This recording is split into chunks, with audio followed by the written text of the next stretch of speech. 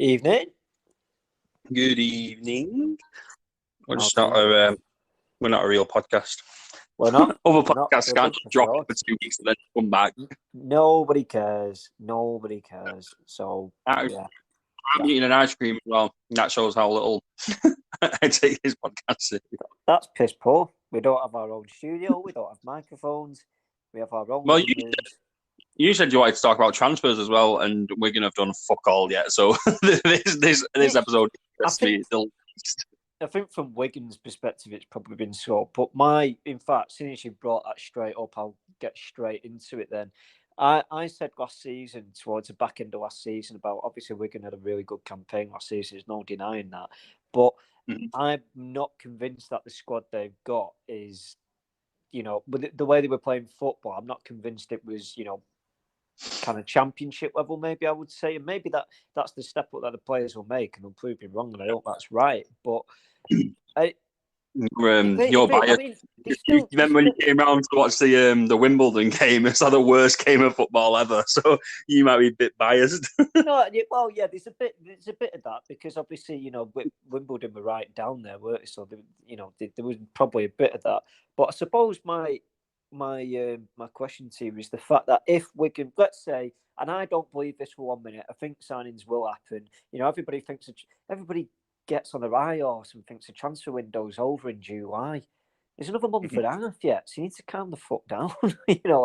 Honestly, these people are just Twitter merchants, like just absolute muppets. But I suppose the question I'd ask is, if Wigan did not sign any players, what is a realistic finish for Wigan on a serious note in the Championship?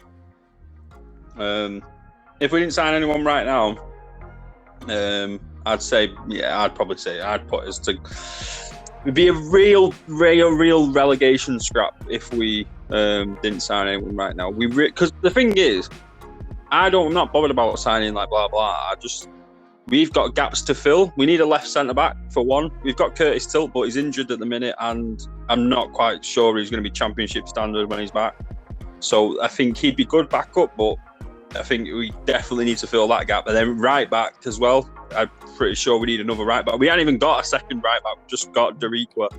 And I think he'll struggle in the Championship as well because he's more of a right back as well. And we're starting to play five at the back with right wing backs. So there are two positions. If we don't fill them, we'll definitely struggle. Ben Moss as well. Last time he was in the Championship with Bolton, he had a pretty bad time as well. So I'm not convinced of him being a goalkeeper. But our chairman did post today. He always does these little posts and he'll put pens on it to indicate signings, and he put 5. So I'm assuming it's 5 signings, hopefully, because that's pretty much exactly what we need. We don't need loads, but we think if out of them 5, 3 of them are a goalkeeper, right wing back, and left centre back, I'd be happy. I'd just take them 3 because the rest of the team's pretty good. We didn't see the best out of Graham Shinney. Cousins was injured for a lot of time. Charlie White obviously died on the pitch, so he's been resurrected for this season. So. You have a way with words. Well, it's pretty much true. It's the same with Ericsson when he's on his way to your lot. It's the same kind of thing. It's they missed so much because they practically died. Well, either way, I mean, we'll come to that in a bit. But anybody that thinks that's a bad transfer is a clown, absolute clown. But we'll come to that. But no, so if you see, you said about 5 signings in one day. I mean, we saw Derby do it recently, didn't we? I think they did 3 or 4 in one day the other day. McGoldrick, Conor Hourihane for League One. Goodness me, that's insane. He'd walk into any team in the Championship, in my opinion.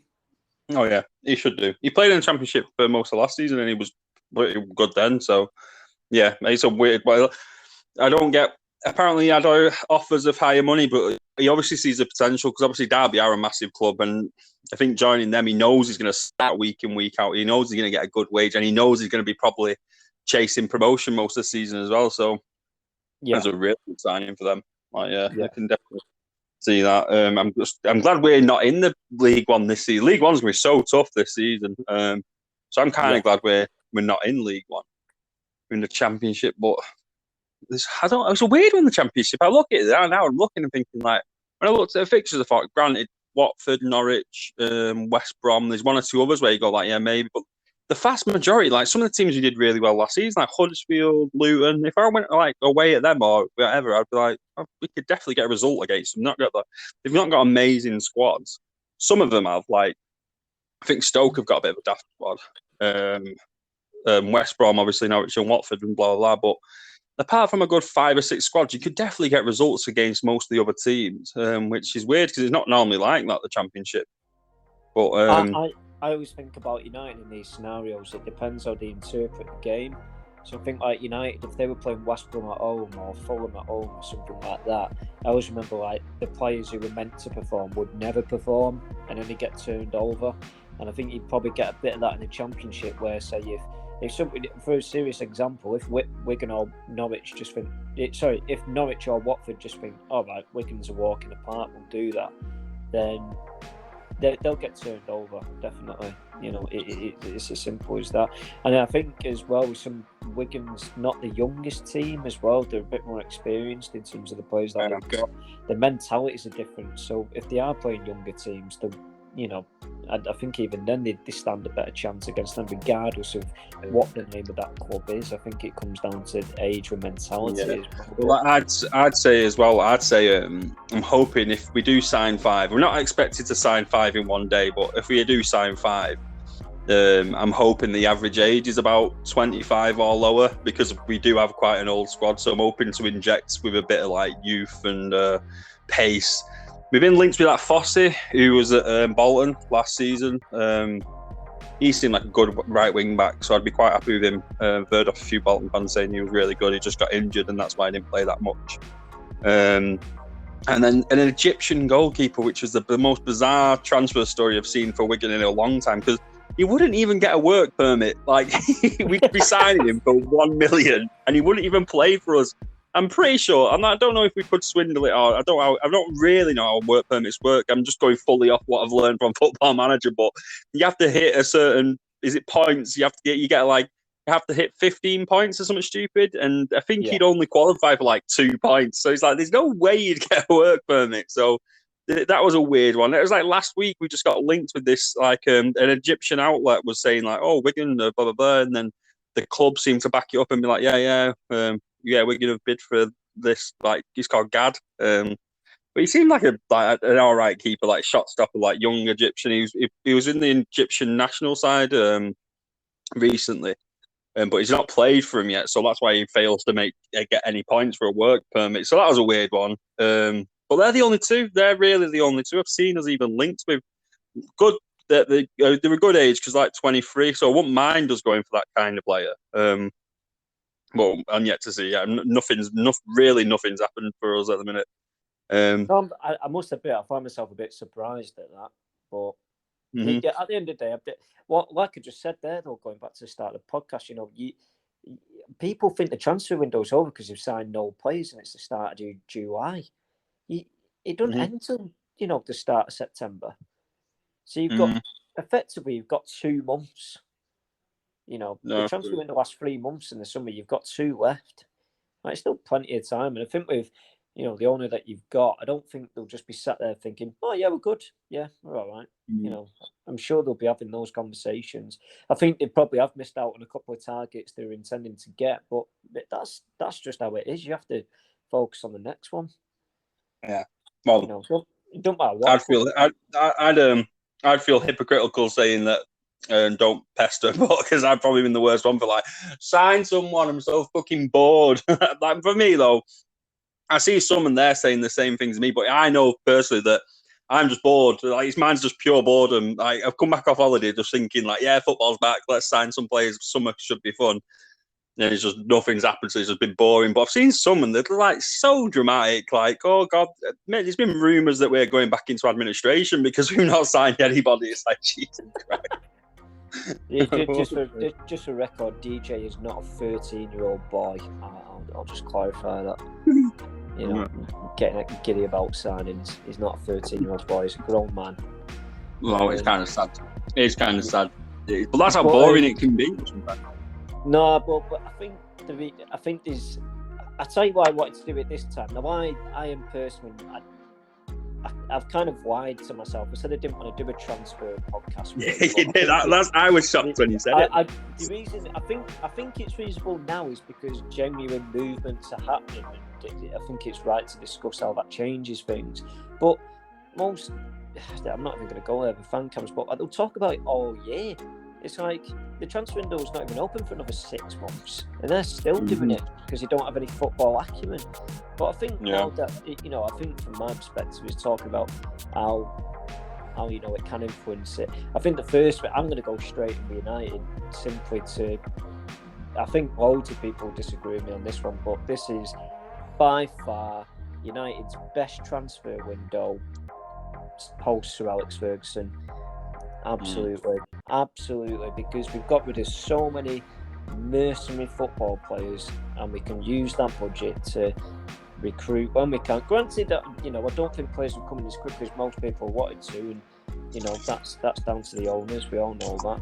But with that hijacking of the Tyrell Malacia deal was just perfect business for me, because it meant United didn't get shafted. If United had just gone in for that player before Leon, he would have been a £30 million player. True. United would have been spending 30 million. But because they didn't do that and they waited for somebody else, they saw the bid was accepted and then acted on it, was just perfect business. So United have signed, I won't say a great left back, but a good left back for 13 million, which is perfect. That's good business. Christian Eriksen are free. I think everybody knows how good Christian Eriksen is. Has that been completed yet? I've not seen any confirmation of that one yet. Basically, the last announcement on that was that they were just finalising contract details. So it's not absolutely set in stone. It's not absolutely certain. But I would. I'm sorry. I'm watching this Finland-Spain game, and a woman has come on the pitch with a mustache.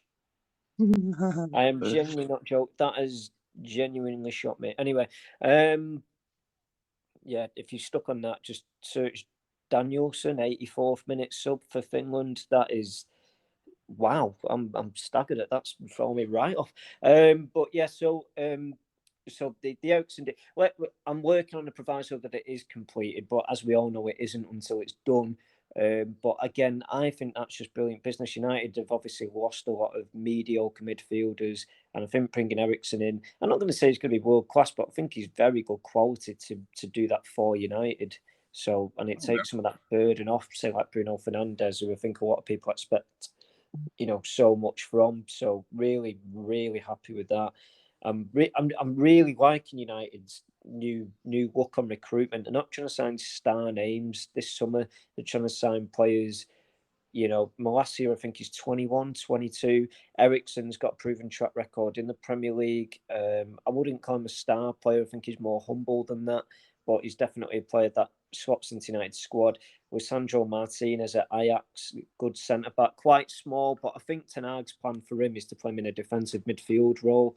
He's ruthless, and I love that. If he generally incorporates that, I'd love that, because I'm always a big fan of turning centre backs if they've got the athleticism into like holding midfielders, because they're obviously as a centre back you're ruthless anyway. So becoming a CDM, it requires more energy, but looking at that, I really like the idea of that. I don't know where United go from here. Obviously, the main transfer I've not even mentioned is that people talk about Ronaldo leaving. Obviously, that's not great news, but one thing is it's not done, and United have been adamant that he's still got a year to run in his contract, so we'll see how that plans out. The only positive is that if Ronaldo does leave, you lose an amazing player, but you lose that massive wage bill to recruit someone else. So it's interesting, really. I must admit, from a transfer perspective, this has been the most interesting summer I think I've seen from United, because they've generally got rid of. And they sold Pereira for 10 million. I'm staggered at that. Like he's honestly, a lot of people see him called like a pre-season merchant, but he literally scores screamers in pre-season, and then does nothing. For United in the season, he's not a good player. Like he is not a good player. So to get 10 million from him, I was just like, where's he gone for 10 million? Fulham. Fulham signed him for 10 million. Yeah, but somebody's basically telling us that somebody scouted Pereira. Probably while he was at Flamengo, I can only imagine, because nobody's seen those games, so it must have been from his scouting at Flamengo. But they couldn't have scouted him at United and think, yeah, amazing, get him in. How much? 10 million, yeah, we'll do that. Nobody can tell me they did do that. So they must have scouted him at Flamengo. I'm not convinced they've scouted him at United. It was awful. So no, that's a bad bit of business. But well, we'll see how it plays out. I think sometimes as well, and I don't mean this as in United are big-headed and stuff, but to play for Fulham instead of United, I think some of the pressure gets lifted from you. So then maybe you're allowed to maybe you're allowed to excel a bit more. Maybe you're allowed to be a bit more flamboyant with what you do. Try a few things. If it don't work, right, they're not going to get right on your back. Do you know what I mean? Yeah. So I think there could potentially be a bit of that, but. Yeah, that's that could be that 10 million for it. So basically, the add-ons as well. Apparently, it comes like 13 million. I think with the add-ons with Malacia, it comes like 15. So basically, with United have only spent 2 million in the transfer window so far. So I think Ten Hag's kind of made it clear Martinez is the big target. He's also talked about signing Anthony from Ajax as well. He basically just signed Ajax players, because another one I saw today was Brian Broby, who's also a striker at Ajax. But he was on loan at Ajax last season. He's actually a Leipzig player, but I'm talking about signing as well. But again, apart from Eriksen, of course, the ages of these players are relatively young. Martinez is 24, Malacia 21, 22. Broby, I think, is 21. So very young. That I think that's more the United policy of old that I quite like. Now, I know a lot of United fans, because they're typical in their outlook of, oh yeah, let's sign this player, that player, just always asking for like on paper world class players. I despise that. I really do. I think if you sign the right player, you can make them world class. So. When I saw United were with Neymar the other day, I just thought, fuck off. No. It won't even make sense. That it don't make any sense. And then we were linked with Dybala when he got released. I'm just like, no, just don't. I swear, Dybala's mum gave birth to him, and there was a journalist there linking him to United straight away. He seems to be linked to United like every single summer. It's like United are linked with Dybala. It's like, just fucking move on, find a different story to move on to. Like, Jesus Christ. Well, I've seen a lot of people saying this De Jong transfer saga is the worst they've ever witnessed, but clearly people were alive when Wesley Sneijder was going to United, because that went on for a decade. So these 12-year-old Twitter accounts are clearly not very intelligent, because any United fan will tell you from like mid-noughties that Sneijder transfer saga went on for 10 years. We wanted to sign him when he was a kid. We wanted to sign him when he was mid-20s. We wanted to sign him when he was in his 30s. It went on for ever. Absolutely ever. And it ended up at Galatasaray of all places, which were a bit odd. And now he's just a low-key fat bastard. Have you seen him now? No. He's massive. Like, Wesley Sneijder has eaten Wesley Sneijder. That is the only way I can describe it. It's weird, proper weird. Poor sad. I mean, if you imagine it from the respect of R9, the original Ronaldo, you see what? He's eating a few cookies.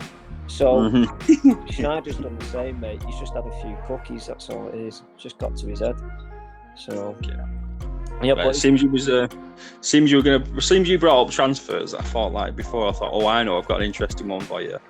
What is then this just in your lifetime, United's greatest signing in your lifetime?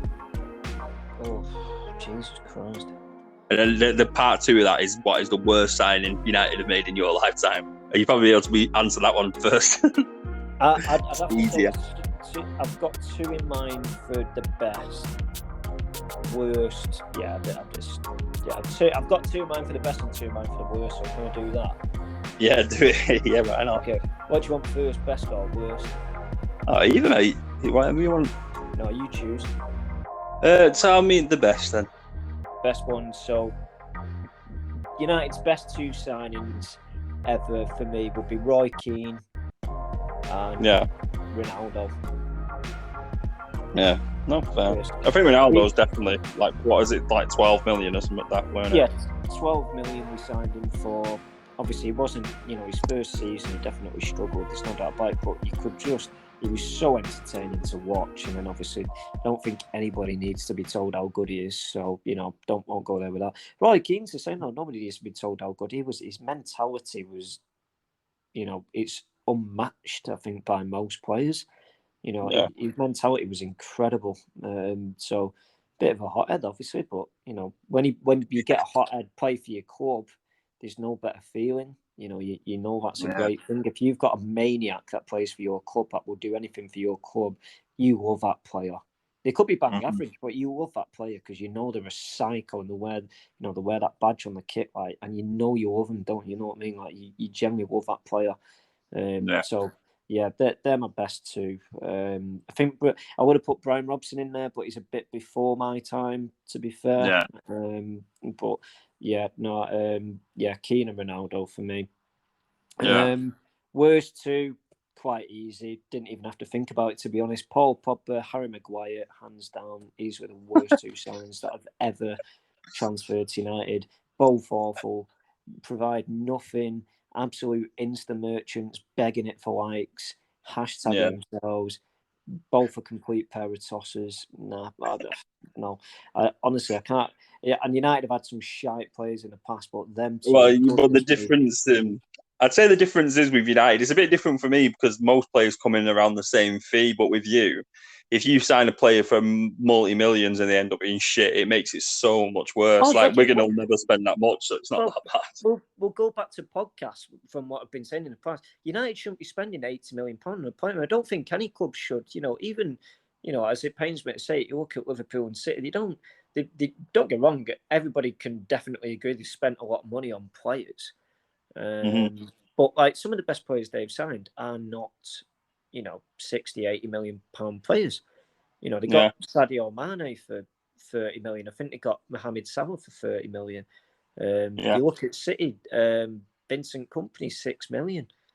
Some of the best players that play for your club, 9 times out of 10, they're not the highest transfer fees. So I never agree. There's only one player in the world right now that should command that fee, and that's Jude Bellingham, and no one else compares. So, and anybody can come and argue with me if they want, but no, there's only one player in the world that can command that fee right now, and that's him. Everybody else, not worth it. Not worth it. I wouldn't. No way. So, so some of the best players clubs sign and not necessarily the highest fee. And that's why I'm convinced United should stop. They've had this phase of talisman signings, and that's why I love this transfer window, is because I think that's about to change. So I'm really happy with that. But yeah, hands down, Paul Pogba, Harry Maguire, the worst signings United have ever made. Harry Maguire's got a big point to prove this season. He's got no excuses. He's got no coach to hide behind. He didn't have last season. He got found out. If he needs to have a good pre-season. And then on the back of a good pre-season, he needs to say to himself, look, I was shot. He actually thought he was good last year. I don't know how. I don't know where. I don't know. No, I tell you what, this is what makes me laugh. So you've got 74,000 United fans in the ground that all think you're either at best bang average or shite like most people. But he thinks he played all right last season. Jesus Christ. So the level of delusion you can only get from an agent patting you on the back every week, that. Fucking terrible. Well, the funny thing is, that England game at Molineux the other night against Hungary, that was only a couple of weeks ago, came on the pitch like 5 minutes ago. What did he do? Just watch the ball, bang, 4-0. Honestly, he's awful, absolutely awful. You know what, the guy's like, I think he was good. I don't think he was great. I think he was good, but something's clearly happened there.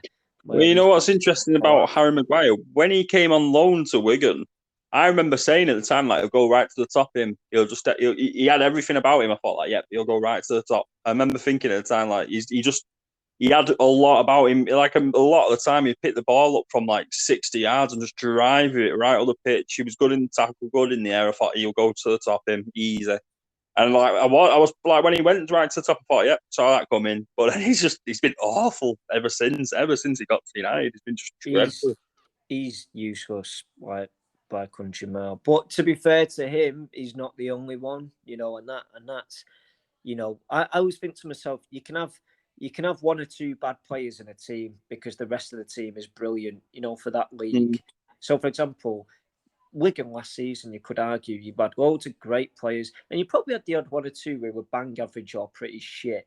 But because they're in a good team, you could cope with that. Unfortunately for Maguire, there was at least half the squad was shite. So obviously he looks shite, Lindelof looks shite, Wan-Bissaka looks shite, Luke Shaw looks shite. You know, so they all look shit. So then that's when the emphasis really, you know, and I've seen it time and time again, people just calling him out for being shite.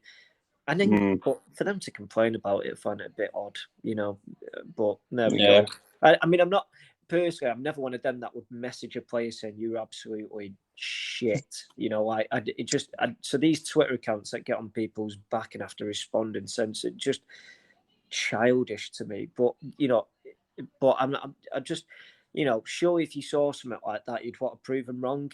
And United played over 50 games this season, and that mentality did not change. So he either is delusional and thinks he played all right this season, or he said that to cover his ass, and he's going to try to step it up this season. And I hope it's the latter. I really do, because I think, you know, I think somewhere in there is a good player, but no. Oh yeah, he strikes me. He'd be one of them again, Maguire. Though he'll literally could get sold back to Leicester in like a year or two for like a nominal fee and end up being class again for Leicester. Like you could just imagine that happening. He's so easily to see. But again, it goes back to what we're saying with like Pereira with Fulham. You know, I wonder if it does get to a player because of the amount of pressure they're under. And again, I don't mean it as in, United are better than everyone and blah, blah, blah. But, you know, there's no denying they're a massive club compared to, you know, they're bigger than Fulham. So if Maguire went to Fulham, you know, would he feel less pressure? And then would he then be able to put... I think the captaincy did fuck him up. You know, I really do. I think the captaincy did mess him up. So that's one thing. Pogba on the other hand, no, you know, good player, no denying. You know he's going to smash it as well. He's definitely going to smash it again for Juventus. Do you know what? Do you know what? I'm more than happy with that because, you know, if he wants to do that, that's fine by me. I'm just glad he'll never represent United ever again because he's a disgrace as a football player. You know, turning it on and off when you want to. It's kind of a similar thing to Lukaku though as well, isn't it? You know, like getting a big move back to Chelsea saying it's my dream club, I want to go back, then season after thinking, bit bored. He's a fucking idiot as well. And that again, United signed him, didn't it? The only good thing about that transfer was United actually made £5 million profit on that one. I think they bought him for 70 and sold him for 75. I don't know how they... So, you know, when people go on about Alvaro Morata being like there's a blip, like when people spend big money on him, they think there's like some financial, you know, criminal activity involved. I'm convinced the same with Lukaku, you know. I'm genuinely convinced. I think he's just frauding club and agent fees and taking a cut. Because I don't honestly, I don't see it. I just do not see it. He was some player in his some player in his Everton days though. Everton and West Brom when he was on loan when he was younger. He was some player then, like. Yeah, listen, United fans need no introduction to that. Ferguson's last game ever was a 5-5 draw against West Brom. I think he scored 4 for him. But do you know what though? That was a different Lukaku because that was a young and hungry player. You know that. Are you doing a Avril Lavigne conspiracy theory that he got killed and in a car crash and then replaced by a clone? No, I just think he grew up, got in with the wrong crowd, wanted to be an Instagram baller, get 1 million likes on his account, couldn't give a fuck about football anymore, and decided, you know what, I'll make money by selling myself to other clubs that I know will buy me, and then make money out of the agent fees. So I'm not convinced by him. So I think when he was a younger player, everybody looked at him and thought, wow, he's going to be some player when he's older. Do you know what I mean? And I genuinely thought he was going to be incredible. And I think if United were to look at him as a 21-year-old, I would have gone, yeah, absolutely. Brady, he was unreal. But now, he's got no hunger for football. So why the fuck would you want to sign him? But you know what? If he smashes it into Milan, I eat my own words. You know, I'm not precious. I'll eat my own words. Say fair play, mate. But he was at Chelsea for a season after signing for 100 million, by the way. You know, everybody goes on about United spending, 89 million on Pogba. Chelsea spent him on a player 100 million and then loaned him out the season after. That's not going to get talked about enough. So Chelsea always seem to get away with it, though. I don't know why. Do you think that might be just regional, because we live up here, so we talk more about United and City spending money, but then down south people talk more about Chelsea spending money. I think there is a bit of that. Yeah, I think definitely. Because I never hear anybody say that, because I've already got my I already have my stats backed up for the baby boy Timo Werner. I will not take any slander for Timo Werner. I will not stand for it. I feel like he's my player. I scouted him when he was like 14, and I feel like but with Werner, it's a bit. But you know what's interesting about that is, like, I feel like with Werner, he just did not get enough game time. And his stats are actually quite impressive, believe it or not. He's got like he's got like a goal involvement in every 2 games or something like that. It's actually quite a decent record. It's like, I've not got the stats right in front of me, but it is actually a lot better than people make out. And if you think in his first season, he got like 20 goal involvements in something like maybe 40 odd games or something like that, in all competitions. And he scored a big goal in the Champions League semi-final against Real Madrid. What a lot of people forget, on the runs to winning the Champions League. So I think people forget also that obviously Werner was signed by Lampard. Before obviously the big changes were made, and then changes were made with. I know Tuchel was very quick to compliment Lampard, but definitely change things round. And I don't. You can see suited it. I think personality as well, though, goes a long way. Because if you ask a lot of Chelsea fans, I think they'll be happy for Werner to stay on. He's not been sold yet, and I think they'll be happy for him to stay on because he seemed quite hungry and he looks like he's got the desire. With Lukaku, it seemed like they all wanted to say him as what you'd say, just get rid of him, like he's just fucking full of himself. Because with Werner, did you see Werner? Did you see anything about Werner saying he wanted to leave? Did you see him say like, "Oh, fuck this, I want to go back over"? No, he didn't. So his professionalism is 10 times better than. So if he wasn't good enough, but he wanted to try hard, maybe a loan away from the club. I mean, has he left Chelsea? Is he still at Chelsea now? He's still at Chelsea. Yeah, I think if he got a loan move back to the Bundesliga to build up his confidence again, say I don't know, a Dortmund or a Leipzig, I could really see doing that. So if he got a loan move back there, had an amazing season, scored 20 goals, came back and had that confidence and brought it back into the Premier League, buzzing.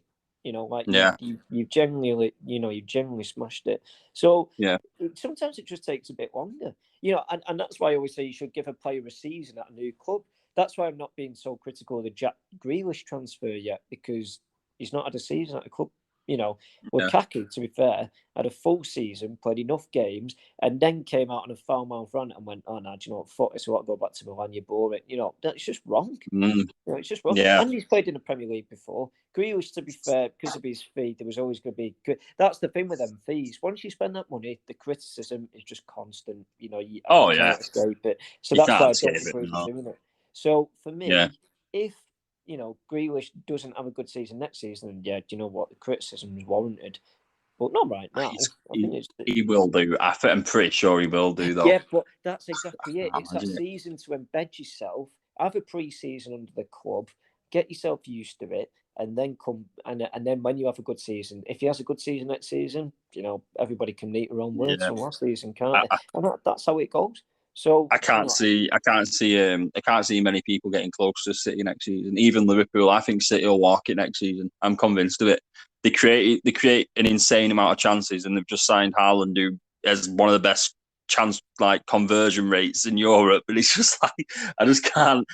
They missed like Sterling and Jesus missed so many sitters, it seems, for City.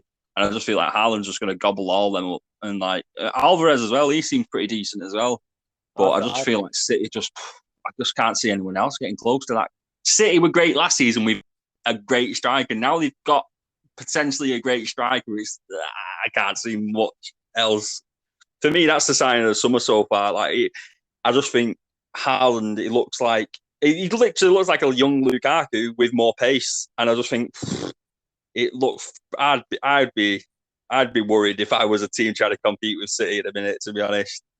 It's who you play against them. I think sometimes I kind of do feel if you Haaland has come up against some really slow backpacking defenders. There's no denying he's an unbelievable player. There's no denying that.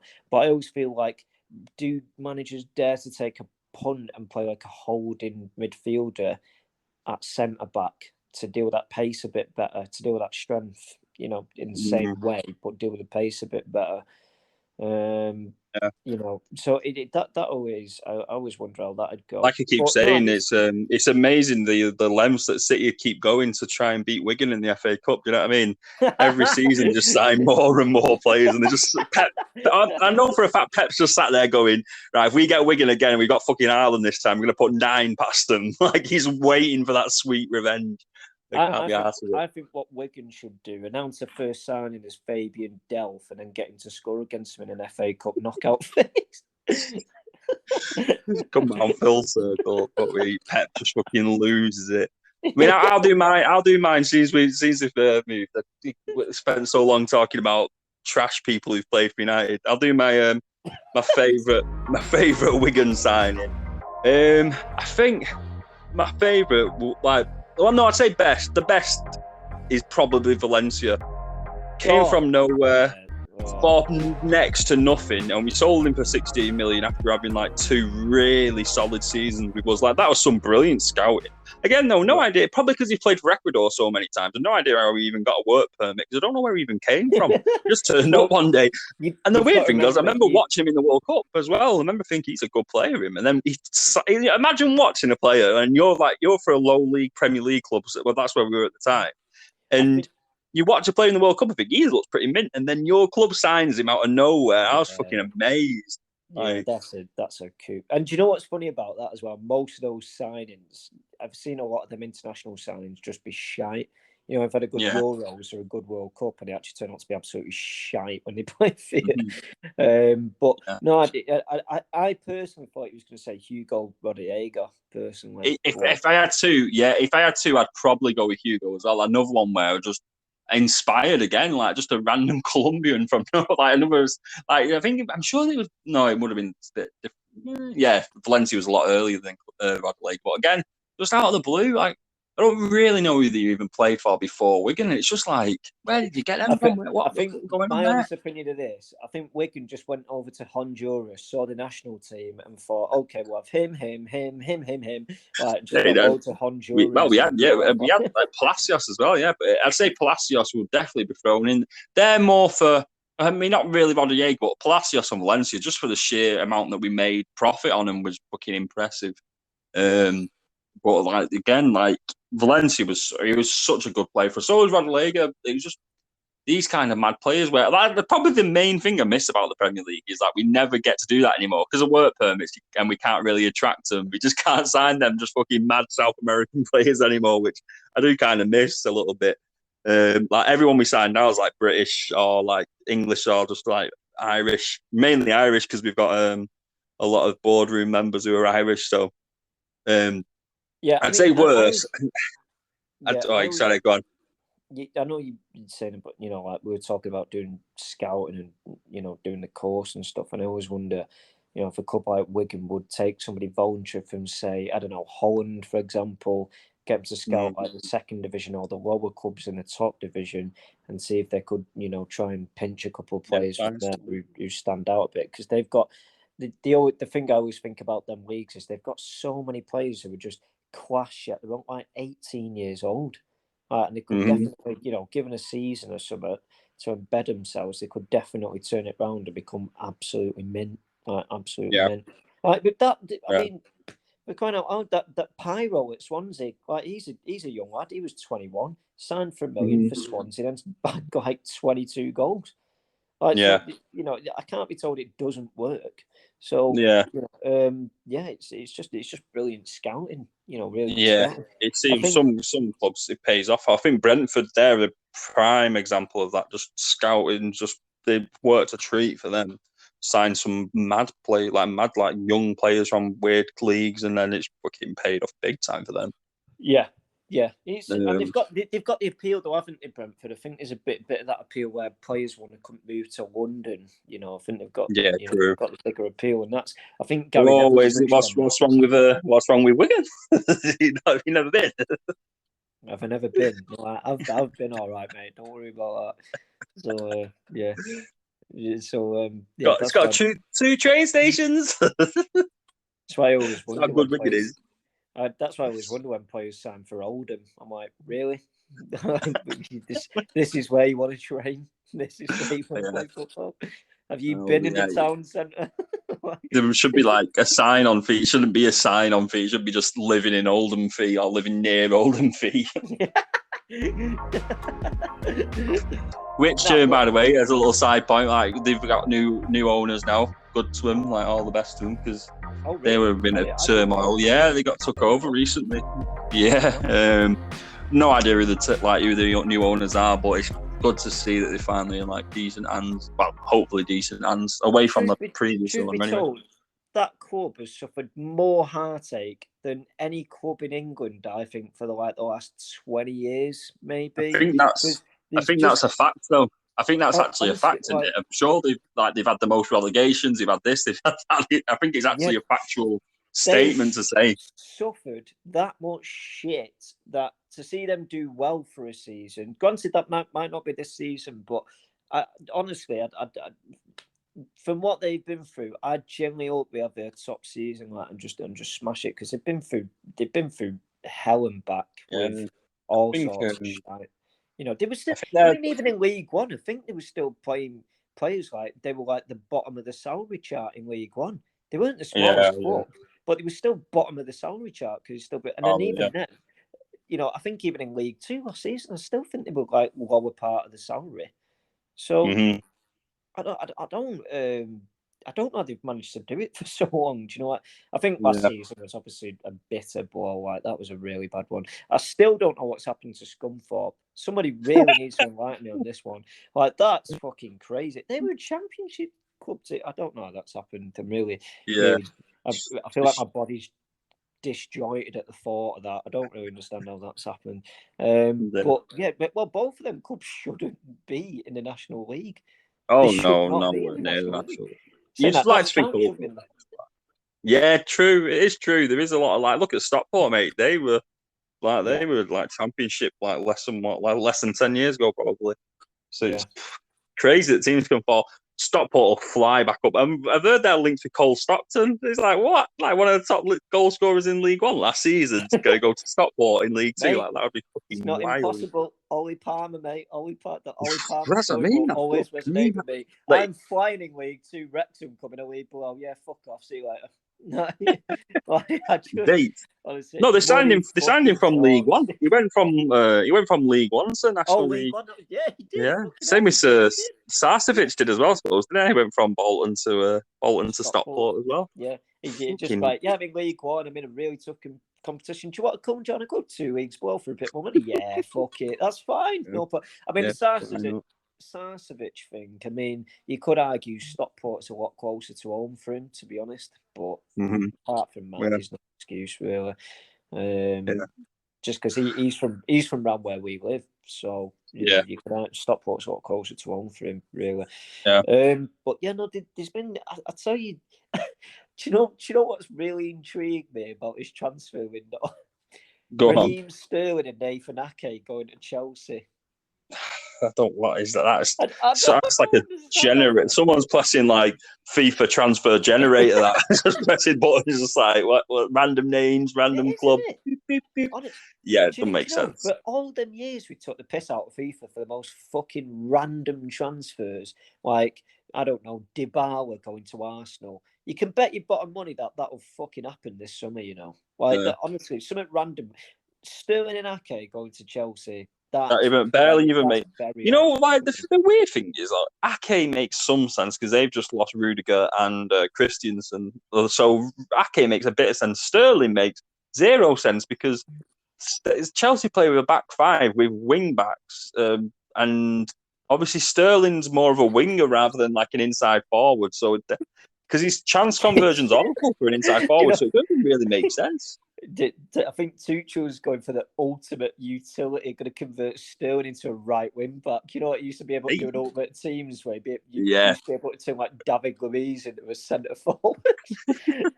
Like, he's just getting the ultimate utility. So he's going to put. He's actually trying to sign Ake to be a centre forward, and he's going to put Raheem Sterling at right back. And change Reece James into a goalkeeper, maybe. That's Reece James. Well, I'll add that actually for best as well. Reece James on loan, mate. Fuck me, was he good for us? Like, I remember when he signed, I remember thinking, we've got Nathan Byrne at right back. Why do we need this kid? We didn't even know who he was. He was like, who is this little kid? Don't even need him. And they fucking unbelievable. The fact that he was an amazing player, but one season. I mean, you can't have the best signing ever only be there for mate, you didn't see him. Mate, he definitely kept us up that season. He was that good. We had to start playing him centre mid. Like, he was just that influential. Yeah, but that's fine. But you can't have the best player ever signed only play one season for a club. You can have the worst. Mate, you must have had that. You must have had a player before now where you thought like, but you've got a massive bank of players to choose from, at least, to be fair. But you must have had at least one player where you've had one season. Van Persie. Well, he was only one season, weren't he? He had a massive influence. He was 2.5. Oh, was it? I always thought it was one season. No, he basically signed Ferguson's last season, and then he played under Moyes. And do you know what? That front three, if this was on the heyday, right? That front three, it was so Radamel Falcao, Van Persie, and Wayne Rooney up front. I mean, that honestly on paper that just looked fucking insane. Honestly, that was one of the transfer windows that I was the most buzzing ever and thought that is fucking unbelievable. And yeah, it was so not unbelievable. It was shit. Just like spanked at West Brom at home, Saido Berahino when he was actually good. Just like, I'll slap United at Old Trafford. 2-1, we lose. And then Darren Bent, Fulham. Oh, God. I remember just being stood there thinking, oh, my God, this is fucking painful. That Fulham one resonates with me quite a bit. Danny Welbeck, the cup quarter-final, FA Cup quarter-final, we lost Welbeck to Arsenal that season. Scored the winning goal, obviously. That resonates. There's quite a few that resonate. It's really weird. Obviously, the 4-4 draw at home to bleeding Everton with Pienaar, that resonates. So, it's just, it's stupid.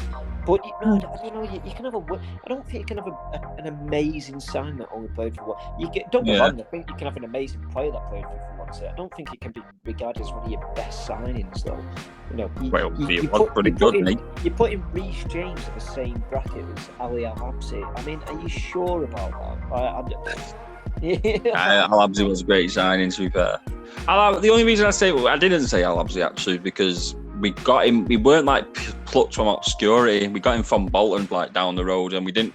I think we released him on a free. Do you know what I mean? So we didn't really. You could have signed. You could have signed Adam Bogdan like Liverpool did. But you weren't shit recruitment and the fucking. I'll put this statement out there. I'll put this statement out there right now, though.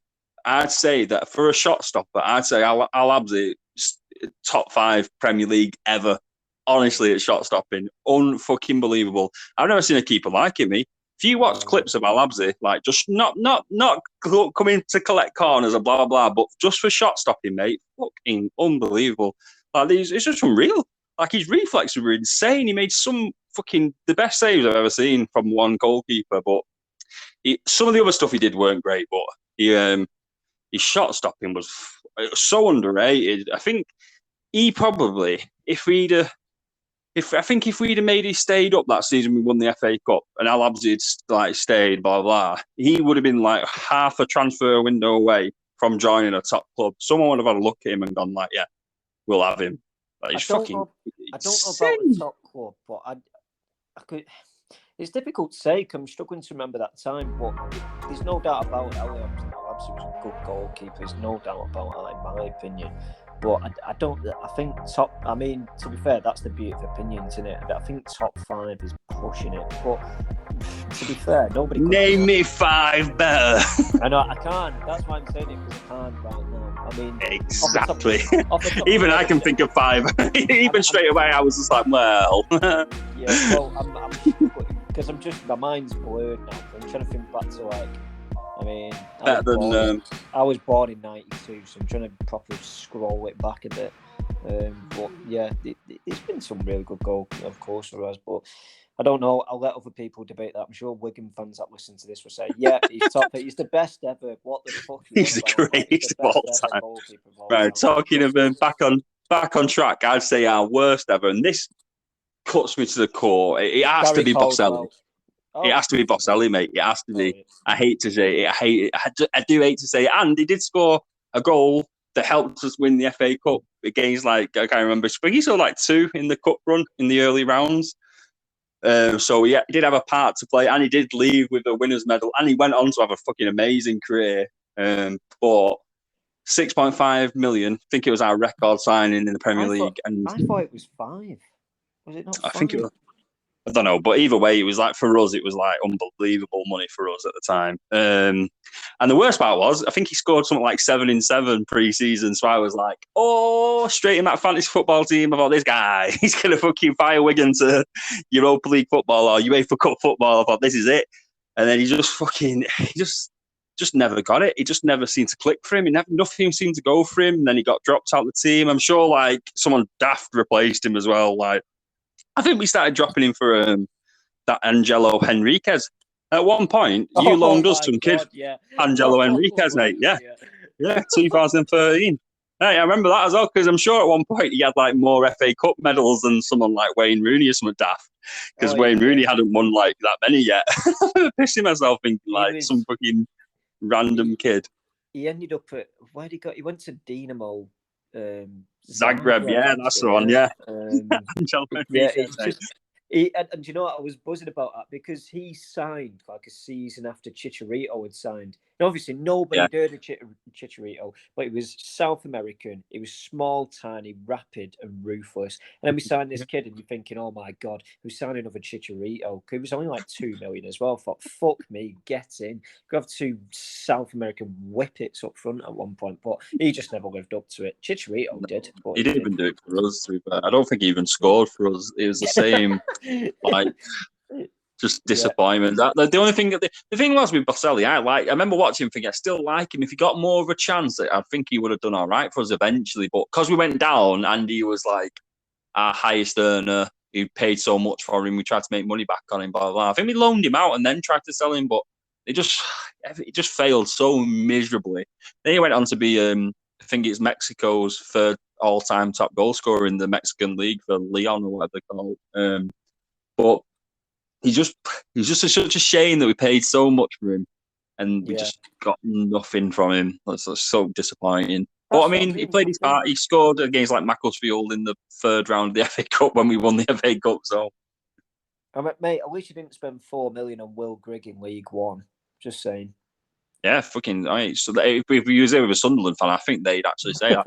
By the way, like they've just signed Jack Clark permanently from Tottenham, and they signed Daniel Ballard from Arsenal permanently. They're 2 really good signings.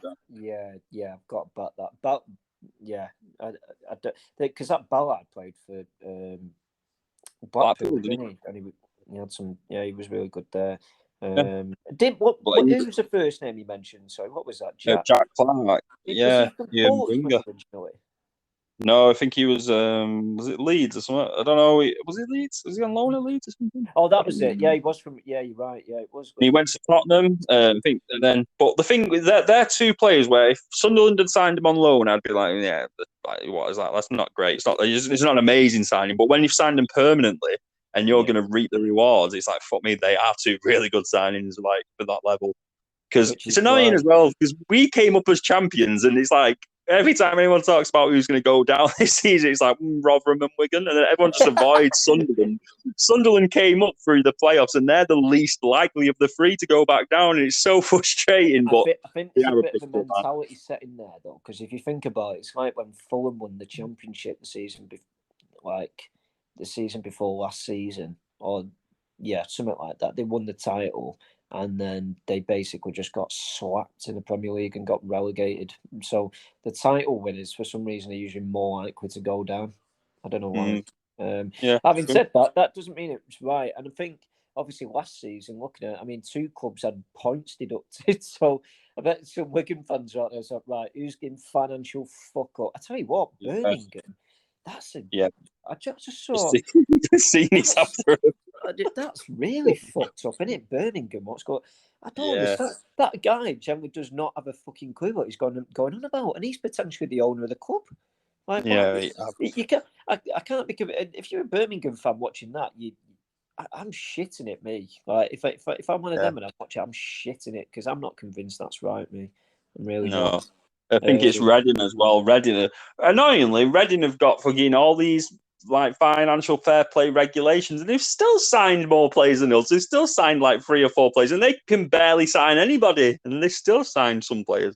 But they're Sorry, Reading and Birmingham for me, they're the 2 that are probably going to get dragged in. You know, like out of Championship clubs, I'd say Blackpool as well. Carl won't thank me for saying that, but I think Blackpool will. Like now their manager's gone.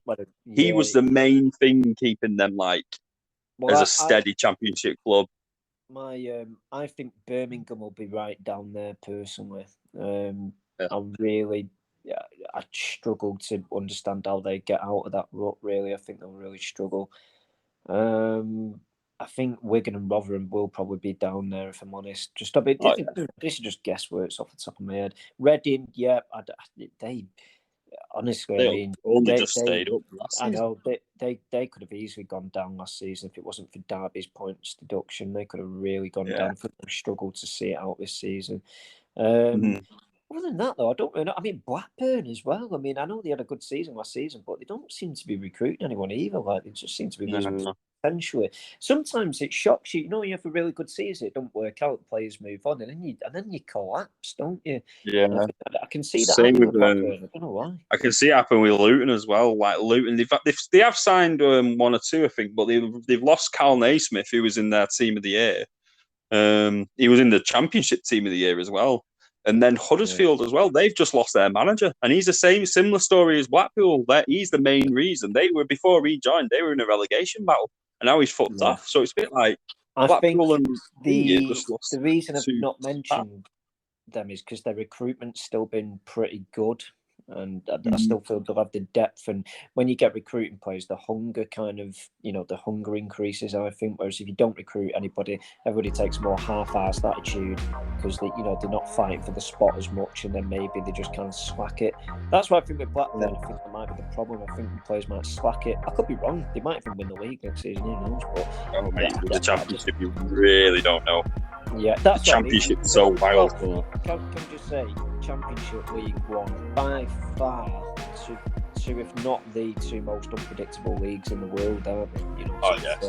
Don't get me wrong, you get some shocks in other leagues. I mean, who could have predicted that Lille would win the French Ligue 1, a couple of years ago, with that team. Jose Fonte was a centre back in that team. He got released by Southampton. Mate. You see that now and again, though. You see some players come from the Premier League where they do terrible in the Premier League, and then they go on to like a random country and do really well. Like, is it Fazio from Tottenham? He ended up going having a really decent career at like Villarreal or something like that. Don't remind me of that. Losing the Europa League final to that team. Mate, that team was that. Like Coquelin and fucking Capoue. Was that United? Yeah, absolutely crazy, that, isn't it? Absolutely crazy. They've got it so right. I mean, they're the equivalent of like Bournemouth. They're only a tiny village in Spain, and yet they've just got it so right. So it's crazy, really. But fair play to them. Fair play. But there's some really weird transfers going on. I think everybody's losing their minds a bit. I think the time of spending crazy fees, I think people have learned. The club that hasn't learned quite clearly is Barcelona, who continue to sign players, knowing that their wage salary needs to be deducted by like 50%. So it's like, just sign some players, just sign some more players. Like the whole De Jong saga is just crazy, really. Like they're not willing to pay him his salary. So then players go in there, I can't wait to play for this club. And to be honest, like players like Frank Kessie, for example, unbelievable for Milan last season. He was incredible. But if he's not getting paid, I can't imagine him wanting to stay there when he's not getting paid. Like I Oh, really no. don't. You know, so that surprises me. But Yeah. I'll ask you this before we go. Who would you say has had the best window so far in the just Premier League though, because it's too many leagues, and I think Premier League's probably the biggest net for England, and everyone knows the Premier League, so it's easy to talk about. And who did have the worst? That's interesting, that actually. I think City have got to be up there with the best, haven't they? Them two, you know, you've signed a top class centre forward and an upcoming world class centre forward. You know, and a top class centre mid as well. You've got to remember they signed Phillips as well, haven't they? Centre mid. Oh, true. Yeah, sorry. Yeah. To that, and he's a great player, and so you know you got to you know give it to him. But their recruitment policy has been great for the last 10 years. Do you know what I mean? I do. Don't get wrong. I remember the times when I used to sign shite players that were shite. Don't worry, that is lodged in the back of my mind. So when people say, "Oh, Bad United have signed players," like, listen, mate, you signed Wilfred Bonny for 30 million, so I'd pack it in if I was you. So don't worry, I've got my ammunition. But no, their recruitment is definitely so much better. I mean, City are a bit dodgy, aren't they? Because what they do is just buy football clubs in like Troyes in like France, for example, is part of the City group now, isn't it? They spend shitloads of money on the football clubs. That don't get noticed. They spend shitloads of money on the agent fees. That don't get noticed. And then, you know, that's how it happens. But no, they've definitely assigned the best players, I think. You know, every position. They lost Fernandinho, they replaced him with Calvin Phillips. I mean, if you look at it, I know some people might argue Declan Rice, but I don't think there's a better player they could have signed as a replacement for Fernandinho. No, they've moved on English, haven't they? Centre forward, they didn't even have a centre forward last season. You know, you could argue Jesus was, but he wasn't for me. He wasn't like a perfect striker. He was a good player. He's a very good player, so no denying that. But he wasn't a perfect striker. Haaland gives him that, and then just to learn in his footsteps, Julian Alvarez, just to like, oh yeah, playing the cup games but become world class, unreal. That's it's crazy that kind of depth, though, isn't it? To go from no strikers to two young top talents is crazy. Yeah. The thing is, as well, it's a win-win for City because if they stay there for years, you know, you're getting top quality. I think it depends on how long Guardiola stays there, though, personally. I think if Guardiola decided to leave, I think certain things would change. You know, mentalities would dip. I think he commands respect, definitely. I know a lot of people say he's just a high transfer fee merchant, but there's no doubt about it. Tactically, he's quality, isn't he? So, you know, there's no doubt about that. City could easily have the same fall off United have. They really could. If once Pep leaves, that could have the same knock-on effect. It's not going to happen anytime soon for me. It really isn't. You know, it's not. And much I love it too. It's not going to happen. But you know, but it's been a really good summer for them. I tell you what interests me actually about this transfer window. Everton, honestly, there's something seriously wrong there. Like, I mean, they've got to. I know they've got to meet. Like, I think they've got to meet FFP. I think they've fucked up on financial fair play. So there's something seriously. They've got to pull something out the hat. Is that what you're saying? Is that what you're saying for worst? Because I think they've only signed Tarkowski on a free, and that's about it. Which is a good signing. That, to be fair, I think that is a good signing for them. But I think that could be the way. I tell you what, though, I can't make a judgment on the worst because Aston Villa spent a lot of money, and if they finish in the bottom half of the season, then that's the worst for me. Look at Leeds. That's true. Leeds have spent a lot of money. Saying that, Leeds have accumulated money through the Phillips side. Yeah, and Phillips and Rafinha soon. Going to make a little bit of money for when Joe Geldart joins Wigan on loan for the season. So, no, you know, I've said this on Twitter, but here's my thinking. Right, we stay up this season, right, and then Gellard, whilst we're staying up, Gellard will have a really good season because if Rafinha goes, then it pretty much leaves Gellard as the main attacking threat. He smashes it. Someone like Liverpool or City go, right, there's 40 million to Leeds for him. We get 8 million of that because we got a 20% sell on for him. So we get a nice cushy 8 million. Then we can use that to kick on in the fucking championship then. That's what's going to happen. And then you use most of it to re-sign Bazzelli and realised he's like fucking 39-year-old, like 5 mil for him. I mean, United are apparently asking for like 80 million for Ronaldo. He's 37. So that's insane. I mean, the thing is, it's Ronaldo, though, isn't it? But the thing, yeah. who pays that? Because he also comes with a ridiculous wage, doesn't he? So yeah, I can't see anyone wanting to pay that. Like, this is exactly the thing. I think clubs are learning not to do. I think the only club that is not learning, in fact, the only two clubs that are not learning about this is quite clearly PSG and Barcelona. I'd love it to go PSG. As fans, as football fans, I think we all deserve to watch the two goats of our generation just fucking play together. Like, if he went PSG, I'd fucking love that. Like, just Messi just beating his man and whipping it into Ronaldo is like everyone's dream. I just really, honestly, I mean, that league for, you may as well put PSG in the Scottish Premiership and get them playing against Hamilton Academical. And just absolutely, it's just fucking stupid, isn't it?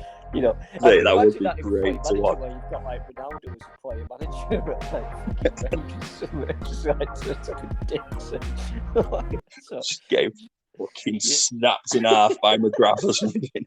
Yeah, get snapped by fucking. Oh god, I don't think Ali Crawford, if he's still there. I don't know. Ali Crawford. Ali Crawford, that's the most random player. Ali Crawford. I don't think he's played for Hamilton for about 5 years. I know, mate. I know. I don't know any Hamilton players, so I just went with him. So, but yeah, it just be stupid. But no, I think obviously if you had Messi and Ronaldo in the same team, it'd be unreal. But I just can't. It just be. I don't care what clubs that would happen, even if they both went to like Barcelona. I mean. Yeah, I think if they played in the Champions League together, obviously the league games would just be shite, wouldn't it? But if PSG played both in like the Champions League against Bayern Munich or something, that'd be just. You'd stop. You'd walk out of work. Just like fuck off. I'm going. Like so. Yeah. Well, the thing is, I saw something funny because I saw someone saying about that the other day, and then it was like you saw fans like saying like, "Oh, they wouldn't want to play together." He's like, hang on, no, they have full respect for each other. It's the fucking little fanboys who make up this rivalry. They both like each other. It's not as if they hate each other. Like, I didn't really want to touch on this, but the fact of the matter is they're always pitting each other against each other. When in actual fact, real football fans just think they're both unbelievable and will just appreciate watching and think they're both world class. I never understand who's better between Ronaldo and Messi. I don't care. I just don't care. I'm not asked. Like, they're both unbelievable. You can argue Messi, you can argue Ronaldo. I'm sure you've got your argument, and they both stand up in court, but nobody cares. Ronaldo always stands up in court, mate. You've got 12-year-olds having it out on Twitter with a fucking Nancy fanboy accounts, just like it's so weird. Nobody cares. It's got to be the weirdest. It's easily the weirdest part about football is them stan accounts just like making up random stats. It's like Ronaldo and Messi. They probably don't even use social media. They probably get on absolutely fine. Like they both know they're both the best. Like it's not as if they give a shit. Oh, it's just so funny. Like it's crazy. It's so dumb. Honestly, I think if you go in a pub and have that argument, you're a fucking muppet. Yeah. You are. I do like doing it when I'm drunk. After a few drinks, though, I do like bringing it up. If I'm in a crowd and I just think like, I was be on a wind up. I hate shit like that, me. I fucking hate it. Honestly, he's such a fucking muppet. If you like, just begging it for conversation. It's like it's so good. Like going out with you lot and like you just drop it in somewhere, just like. It's like when you're in a back out in a bar and someone fucking comes up to us like, so who's better between us? Just fuck off, mate. Are you really that boring? Are you really? You're a dick. You're a fucking dick. Like, who's the best boxer of all time? Oh, I think it's fucking Mike Tyson. Well, no shit. That's obviously going to stand up in court, isn't it? You fucking weapon. You know what I mean? You're just stating the obvious. Nobody cares. Literally. I can't wait. Next time I'm out with you, I'm just going to be like, I tell you who's a better centre midfielder than Roy Keane. He's got it. I can't remember the last time. Martin Petrov. So that's fine by me. I can't remember the last time I went out with you, so that's fucking fine. It's going to be a year, so I can wait. I can fucking wait. So, just, no, it winds me up. We're going to finally have the great Martin Petrov versus Roy Keane debate, Martin Petrov, the greatest centre mid of the Premier League era. Yeah, I mean, he's nowhere near Roy Keane, but he's absolutely no denying how good a midfielder Martin Petrov was. He's such a. Do you know what? Honestly, I know he played for City, but how good a fucking whip on the ball could he? And people going about how Beckham could bend it. He could fucking bend a ball in. He could. David bend Beckham couldn't bend it as good as Olano or Giovanni. No. I'll do my best transfer so far. I think Tottenham. I like to go with Tottenham. I think they've brought Richarlison in, which is a good backup to Kane, which they've not ever had before. And then I love Perisic because he's going to be such a good left wing back for them. Under Conte, that's the one. Mate. Yeah, he is 100%. Perisic will play left wing back. Hybrid football is best. He will, mate. He's gonna be ruthless at left wing back for Tottenham. I love that side. Yeah. And then I think for me, the reason I didn't say Tottenham is because I think some of the signings there's risks involved. I think with Richarlison there's definitely a risk involved with the signing. Because he signed Longley from Barca on loan as well, which is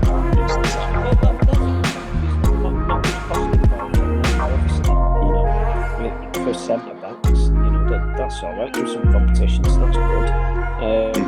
I don't think anybody would argue it's a bad signing. That's an incredible signing. That's really good business. And under a manager like Conte, you just know that he's going to get the best out of him. So that's a really good signing.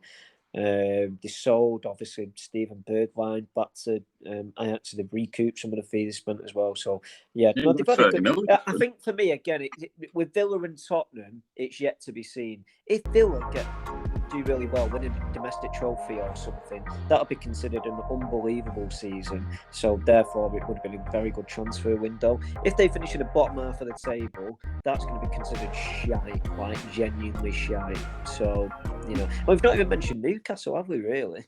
No. That's that's interesting in itself, isn't it? Because I don't really know what to expect from. No, what's a realistic? I don't know, because if you think, I think for me, because they've had so many shite seasons, like in the bottom half of the table.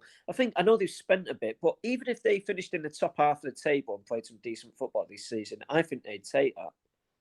Yeah, they've got to really. The thing with Newcastle is they're nowhere near it yet because their team is still nowhere near top six. It's a good side compared to what they've had, but it's still nowhere near top six. They've still got Target left back, Dan Burn centre back. I do like Dan Burn. He was a good signing for Wigan as well. They've still got Callum Wilson up front. These are good players, but they're not going to grate and crack on into top six. How dare you? Yeah, he's a football manager mercenary. He murders people on Foot Manager and Callum Wilson is a freak of nature on that game. Makes Owen Hound look shite. Makes Owen Hound look like David Belly on Callum Wilson. It's fucking mad. I think if they finish top half this season, I think they'd say that. And I think if they win a domestic trophy anytime soon, I think they'd be absolutely fucking ecstatic. Oh yeah, big time. I think there's a few clubs out now who really, the League Cup should be getting gobbled up by them kind of clubs. So Newcastle, Villa, they should be all over that. Everton should be trying to. I think even United have won a trophy for a few years. I think United have got a goal for it as well. It's got to be embarrassing for the likes of Tottenham. It's got to be so embarrassing that Wigan have won a major trophy more recently than them. That's got to be such an embarrassment. Who's on that list? Swansea, Portsmouth, Wigan. I think there's a fair few into that one. Birmingham as well. Birmingham was didn't they? I forgot about them as well. Well, they're fucked. Honestly, if I was a Birmingham fan, I'd be very worried right now. But I'm not, so I'm not. But no, it's just weird, isn't it? It goes back to conversations we always have about ownership models. Blackpool escaped their terrible ownership. Coventry still have their terrible ownership. That twat is still in charge.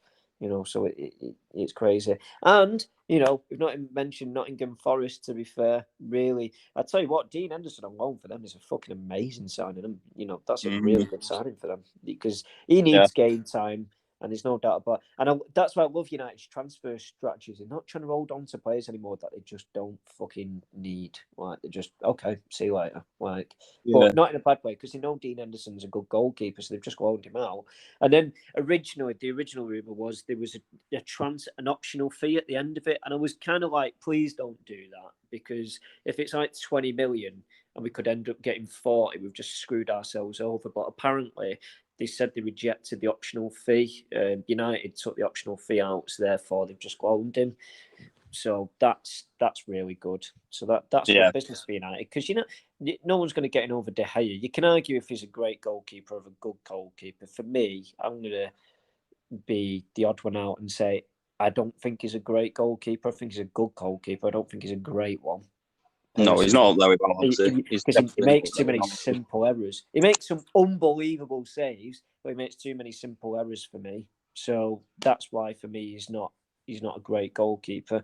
But with his ego and his demand and stuff, he comes out and says all the right things, but in certain games he definitely doesn't back it up. So that for me is why he's a good, not a great goalkeeper. But I don't know. I mean, I don't know if there's only a Premier League scale in goalkeepers, and it's from Van der Gaal to Al Abzi. Like Van der Gaal being the worst and Al Abzi being the best. Of course. You didn't say Taibbi. Oh my god! Oh my god! We didn't even do our worst 11s. Yeah, we'll have to do that next time, I think. Because we haven't even got enough time to do the finger, because I hadn't even prepped one that we said we'd do every week. Because we just stopped and we just disappeared for 2 weeks. The next one, we're going to have to do it the next one, sure. We've basically put a list together of our worst 11s. So, to be honest, DJ, because I've got a player and a backup player for each position for this one, so I'm asking you to do the same. Yeah, I want at least 2 players in each position, at least 2. Because I found it quite hard with United at left back. I must admit, I found it quite hard, because I know a lot of people. Well, I don't want to ruin it next time, but I know a lot of people would say Alex Buckner, but he came one season, won a league, fucked him off, did all right. So, scored against Wigan, mate. That's all I ever say. Every time anyone mentions Buckner, I just say that he scored against Wigan. That's all I know about him. Mate, he played one, scored one, or something. When he signed for United, fuck me, I got called Buckner like every fucking week. Like, that was just it for me. I just got called Alex Buckner every week. Thankfully, I had the same first name, so it wasn't too different. But so we'll probably do that next week. Oh no, it won't be next week. Why? Never mind. We'll find a time to post that one. We'll find the time to post that one. But fucking hell, we've been going on for 8. It's another podcast over an hour. Fucking hell. Yeah, I know, man. Yeah, you know why? It's because we've not done one for like 2-3 weeks. So yeah, no, that's a good one. Yeah, that's a good one. Definitely. We'll box it. We'll try and box one off for next week. Yeah. At some point. I do want to do it at some point. If it happens, maybe just do one. If we can't do one on Friday night, we'll do one on a different day. Yeah, I've got serious issues at home. The boiler's broken, so I've had to do a fucking challenge of having freezing cold showers and mentally prepare for that. And we last about 10 seconds and have mental. What's that? You only last about 10 seconds. That's a little sound bite that I can use there. In the shower. In the shower. The in the shower bit's not going to be. That's not going to make the cut. The in the shower bit. Depends what the bird's wearing. Oh dear. But, this is took a turn. This podcast is PG. I know, yeah, it's not anymore. No, it's never been PG anyway, because you fucking bring up murder half the time. This is the first podcast you've not brought up a sick murderer. Like, no, mate, no, I've had a lot on my mind. Speaking of murder, fucking Japanese ex-Prime Minister Shinzo Abe getting shot in a public, that's something pretty severe, isn't it? I know, mate. I can't wait to find out more. There's got to be some kind of conspiracy theory about that. The news right now, he's been shot. Boris Johnson's resigned. So I was so hoping you was going to say that Boris Johnson's been shot. I thought he was just listing people who've been shot. He's not been shot yet. Not yet. So I think it goes without saying most people hate him, but I don't hate him that much to kill him. Well, I don't want to kill Someone, anyone. someone I work with brought up a great point. Actually, she went, "It was funny when he was the mayor of London, but it just became not funny anymore when he became prime minister. Like it was fun to laugh at from a distance when it didn't bother us, but the second it became serious, Yeah. it was like, for fuck's sake." Yeah, because being in Manchester, him being a mayor of London really does not fucking bother me at all. It's like the whole Sadiq Khan scenario. See people complain about it from Newcastle. It's like, how the fuck is that affecting you in any way, shape, or form? Like, it's not affecting you one bit. It's like Yeah. it's like me complaining about a government regime in fucking India or something. Like, it's not affecting you. You can care about the people. I get that. So there is a bit of element where you should care because you should care about everyone. You should never care about anybody from London. What a cesspit! No, I just Burn it all down. Make Manchester the capital. We'll all be happy. Yeah, everybody would be happy. Honestly, Manchester should be the capital. There's reasons for that. Yeah. It's because we're the best diverse city in the world by a mile. Yeah. And I'll tell you what about the old resignation thing, though. I liked the little snake who did that. Did you see the guy who got like appointed the new chancellor and then like a day later gave his resignation in? What was that about? Then I found that he's now running to take over the Tory party. I was like, you little fucking snake. He waited to get into a position of power, then abused that power, and now he's just trying to take over as the fucking leader now. It's like some kind of Game of Thrones shit, that. Here's another thing. A lot of people talk about how bad they are. Yeah, how do the British public still vote for them as well? You know, yeah. How when you know, British public, there's 60 million people that live in Britain, right? 60 million. Oh wait, no, so that's just in England, I think, actually now. So 60 million people live in England, and so the voting turnout in the poll is what 75%. So I don't know what 75% of 60 million is. Let's just say it's 45 million. So 45 million people vote, and it's still half of that voting for Conservatives. That means that there's 22.5 million people still convinced they're right. But that fucking shocks me. It's fucking crazy. But then again, the general public are all mongs. Have you work with the general public? You see what they're like. They're outrageously bad. I don't know where these people come from. I'm not like them people. They're like, once I step outside and meet people I don't know, I am a member of the general public. But I'm still nowhere near what they're like. They're all fucking freaks, man. So weird. So strange. Mate, I had a prime example today. I think people listening to this will laugh at this. I had a prime example today. A guy comes in to book an appointment. He's sweating his head off. Now, that could be to do with the fact it's 20 degrees. It also could be to do with the fact that he might have took a load of narcotics. He didn't smell very pleasant. Anyway, so turns out he comes to book an appointment with me. He didn't blink once, by the way. I should know that. He did not fucking blink. So then he's staring at me like he's staring, not at me, but at my soul. Like he's looking right through me as if I'm not there. Anyway, he wants to book an appointment. His speech is a bit disjointed, which doesn't give me any positive news. And then the security guard walks up to me and says, in fact, he don't walk up to me, he walks up to him and says, right, take out your pocket now. I'm like, the fuck you on about? He's booking an appointment. Take out your pocket. Turns out he'd only stole some shit from the main store. So he just like booked his appointment and went off.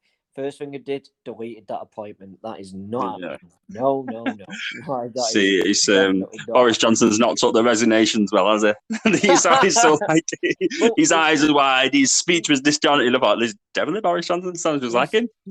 No, if I can paint a perfect picture of him, imagine Voldemort with like a really big pointy nose. I know Voldemort doesn't have a nose, but if you imagine Voldemort, like a really pale white Voldemort with a big pointy nose, that's him. That is him. That's the criminal fit. That's the general public. Nah, not everybody's. Hey, I could honestly, we could make another podcast, a separate podcast to this, and just talk about the general public because I have a story a day every single day, and every time I go in work, I see someone who's a goddamn freak. Maybe we should do that. Maybe we should just have our top moments of fucking working clusterfucks. Like, maybe we should actually try and do one. I think that'd be pretty funny. Mate, honestly, God, it's constant. You know what's it's just annoying me at the minute is people not wanting to part with money. I know we're going through a crisis, but bloody hell, like the amount of people who will not pay for an extra bag, 25p bag, and the bag rips and like, oh, why I need another bag? The bag's ripped. I'm like, yeah, because you put 15 jars of mayonnaise in there, you cunt. Just fucking buy another bag. It's 25p. Like the fucking old idiots. I think you can laugh about that, and I'm sure people will, but that to me just reflects how much struggle people go through on a day-to-day basis. For me, I don't see it from the fact that, I take the piss out of the fact that they've got no money. I think I take it for the fact that, that's how much people struggle now, where they can't even afford a bag to take the shopping home. That's the way I see it. I'd say that, but not when they're buying all the other shit. If this person was buying little bits and all cheap stuff, but they were buying all expensive stuff and just fitting into one bag, and then the bag's ripping them, like, yeah, obviously the bag was going to rip. What did you expect? You bought a shitload of stuff in one bag. It was always going to rip. But I don't know why that's the main gripe I've got with the general public in a minute. Just being tight cunts. And that's coming from me. And I'm the tightest cunt I know.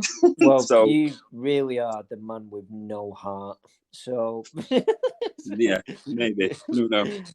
No, it just highlights the struggle for me. You got to remember, you can buy a load of shopping. It might cost you 50 quid, but you might be on a budget with that. That might be your shopping for 2 weeks. So, and you might not be able to make out your house, or you might just be on the rob. I don't know. But, at the end of the day, bring back the death penalty. Bring back the death penalty for all these people. Bring back the death penalty for the general public.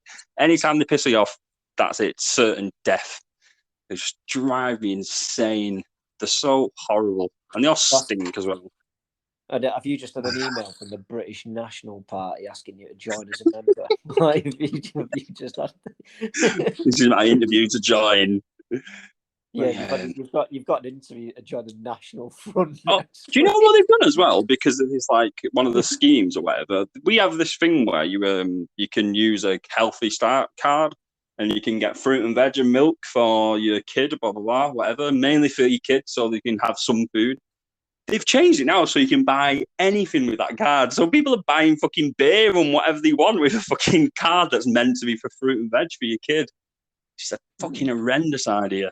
Because people are going to abuse the shit out of that. Oh, God, yeah, no doubt about it. They need to put more for. I always thought vouchers was the best way, but they would just be set on something like food and grocery vouchers, so you could only buy set things with them. But yeah, clearly not. You need them 20 deck of cigs. Oh, mate. Need them. Yeah, no, I think I'll wrap it. Oh, by the way, just for one comment, actually. Wheelchair tennis is unbelievable. I've watched it for the whole podcast. It's incredible. It's fucking amazing. It's fucking incredible. Well, me and my bird went to Sports City on Monday, right? And we played tennis together at Sports City, just next to the Etihad. And I'll tell you what, I didn't feel like I did that much, but my body was fucked the day after. That's why all the wheelchair athletes were normal athletes the day before. They all needed a wheelchair the next day, so they had to do the wheelchair tennis. Just speaking of disrespectfulness, I don't know if anybody's seen that video. You can't help but laugh, can you? But there was that video on Facebook. This girl in a wheelchair was having a birthday party, and it played an Ed Sheeran song with the lyrics where it said, where your legs don't work like they used to before. I'm like, the whole crowd was like, oh, shit. And I know some people take it different ways. Like, I know some wheelchair users take the piss out of themselves having no legs, like just going to walk to the shop and then video the legs, and obviously they don't work. So I know some people take it real good, but some people take that really badly as well. Yeah. It just depends on what's that. And for me, I've always, I've got my own disability myself, so I think having a laugh about it is my way of getting past it. That's why I've always, I joked about it with my mates, but some people don't see it that way. But it's up to you. Yeah. I've always been under the philosophy of I hate everybody and I'll take the piss out of everybody, so everyone's equal. It doesn't matter who you are or what's wrong with you. Yeah, I like that idea. That's like a very Ricky Gervais spin on it, isn't it? It's just everyone's a dickhead. You're all gonna die, and there's nothing you can do about it. So just die. If you were like disabled and I weren't taking the piss out of you, then I'm saying that I won't take the piss out of you because you're disabled. That's more segregation. I actually get a bit with our friends group. If somebody didn't take the piss out of me, I'd think they didn't like me. But Yeah, probably, mate. That is. Yeah. And I'm not asking them all to take the piss out of me now because that would probably just mess me up. But like, just like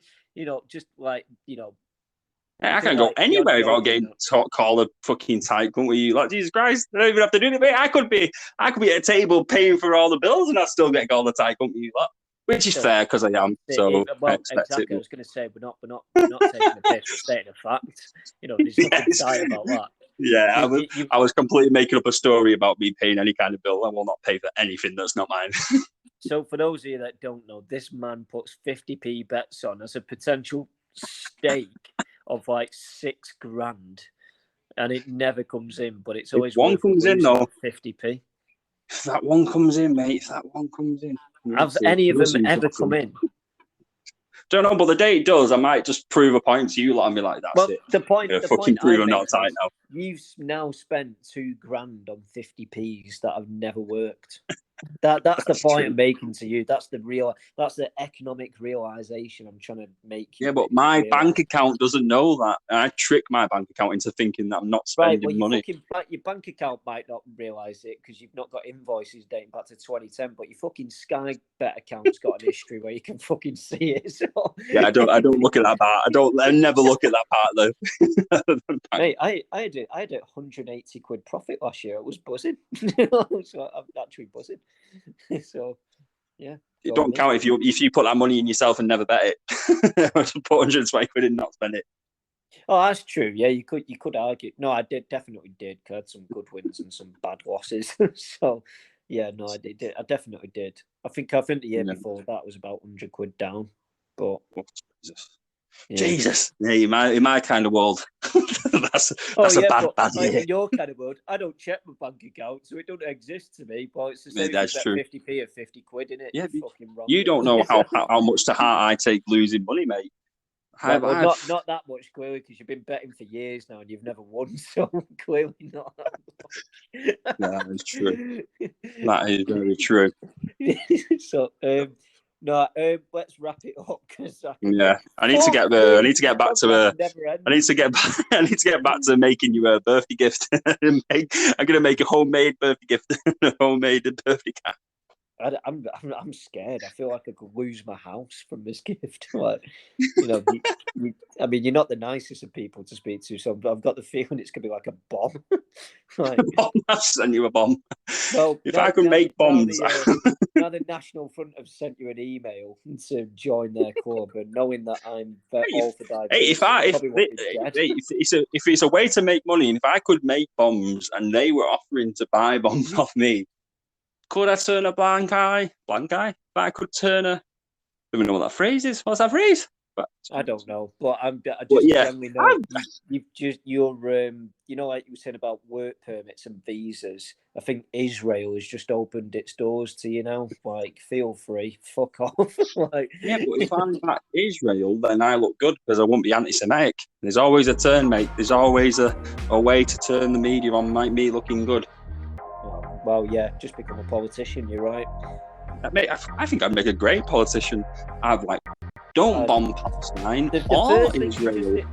How can you say you've just talked about making bombs as long as you make money out of it? And now you're changing your stance completely. I don't understand what side. Yeah, make the bombs. I didn't say use the bombs. Just make them. Make me money. Don't bomb anybody. That just makes you just as bad as any other government. And clearly, it's like, clearly, I didn't say I was going to be good. I didn't pilot the plane that killed all your children.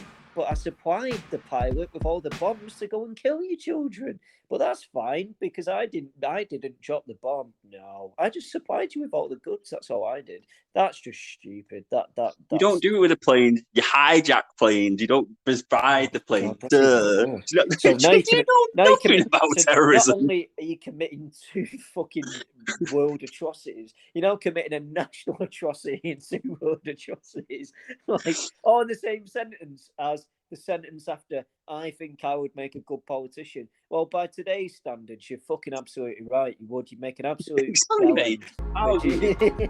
An immense politician. I'd have absolutely zero ethics. I'd just be like, yep, everyone starve, bomb everybody, make me look good.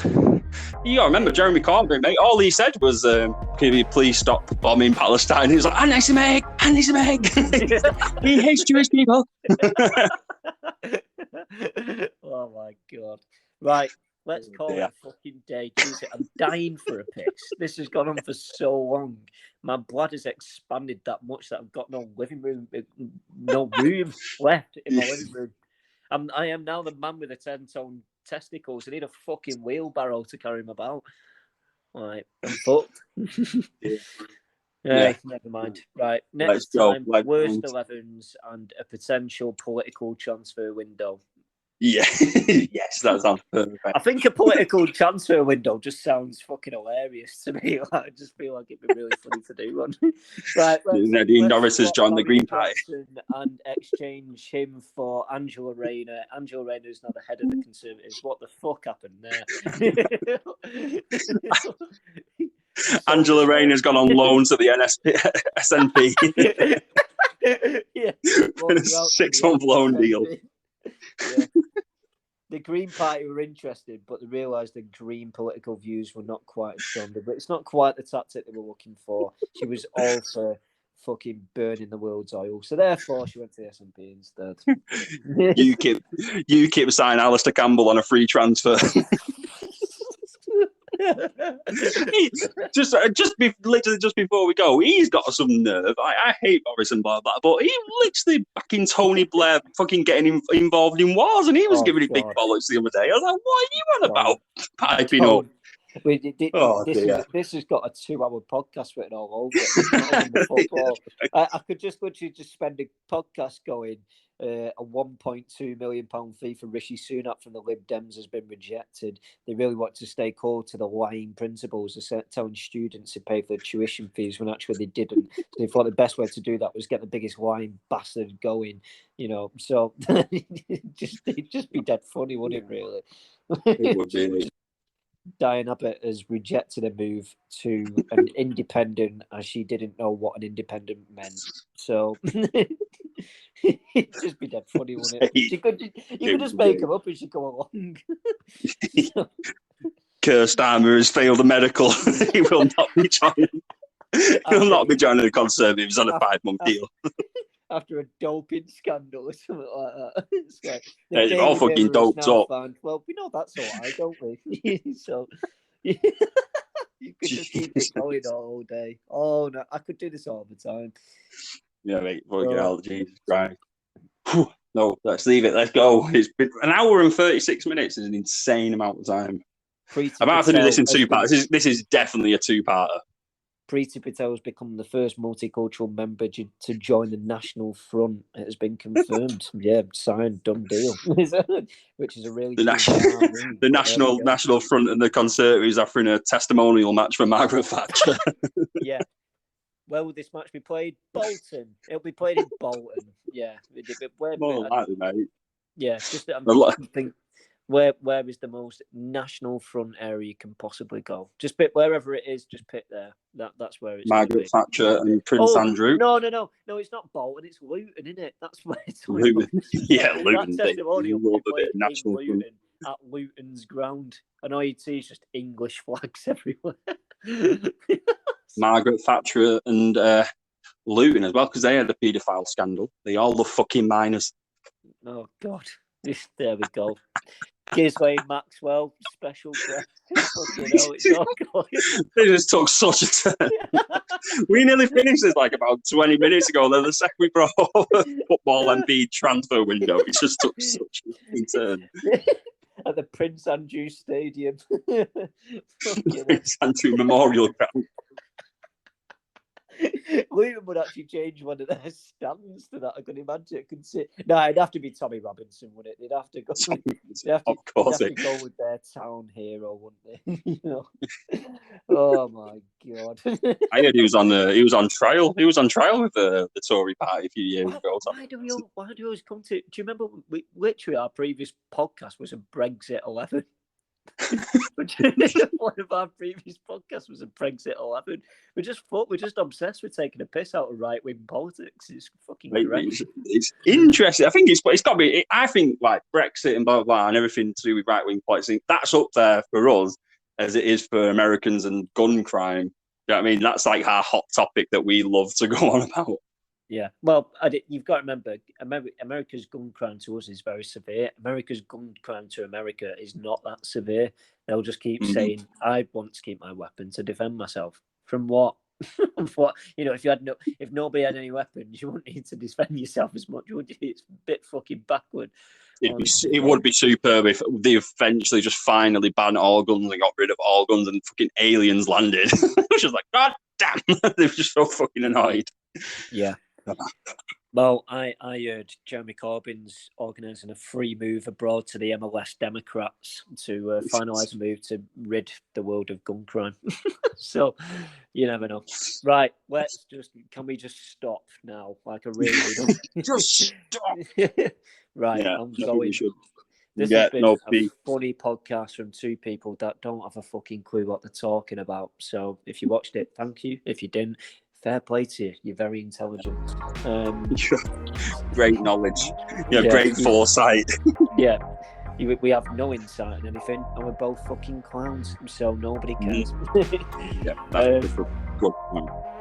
Yeah, right. Anyway, I'll see you later. I'll speak to you soon. See you in a bit. Bye bye.